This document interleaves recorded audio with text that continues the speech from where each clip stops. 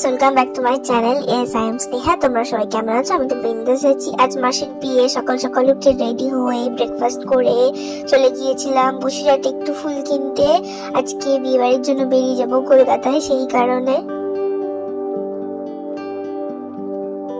কিনতে এসে রাস্তায় দেখি কত জ্যাম। তারপর জ্যাম ঠেলে বাড়ি গেলাম। বাড়ি গিয়ে রেডি হয়ে আর একটু রেডি হয়ে গাড়ি চলে এসেছিল, গাড়িতে চলে গিয়েছিলাম।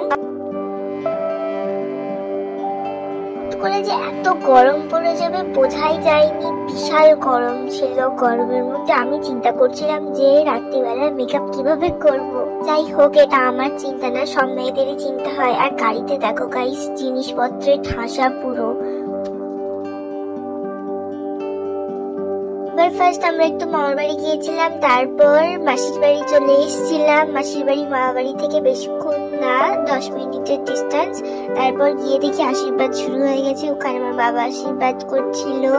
তারপর অনেক মাসিদের সাথে দেখা হয়েছিল, ভাই বোনদের সাথে দেখা হয়েছিল, সবাই একটু ফটো তুলছিলাম। সবাই ভীষণ মজা করেছি, ভীষণ আনন্দ করেছি। আর এই যে আমাদের ব্রাইট গাইস, আজকে কি সুন্দর লাগছে না, তাই না? এটা ছিল ওর বৃদ্ধির লোক। তারপর আমরা একটু বসেছিলাম। এই যে এটাও একটা মাসি, ও ভ্লগ করে। তারপর আরেকটা মানে যার বিয়ে, সে চলে এসেছিল। এটা ওর হলদি লুক, মানে গায়ে হলুদের জন্য ডেকোরেশন করা হয়েছিল। খুব সুন্দর লাগছিল জায়গাটা। তারপর সবাই দেখছিল কোথায় কি আর একটু জায়গা পাওয়া যায়। তারপর আমরা সব দাঁড়িয়ে পড়েছিলাম ফটোশুটের জন্য, ফটো তুলেছিলাম, অনেক ভিডিও শুট হয়েছিল।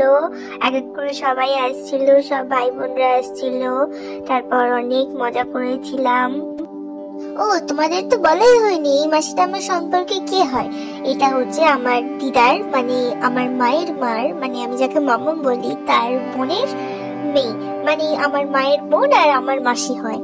সব কাজকর্ম শেষ করার পর আমরা চলে গিয়েছিলাম, কারণ মার বাড়ি চলে গিয়েছিলাম, কারণ বিশাল দেরি হয়ে গিয়েছিল। ওইদিকে মেকআপ আর্টিস্টের ফোন করছিল।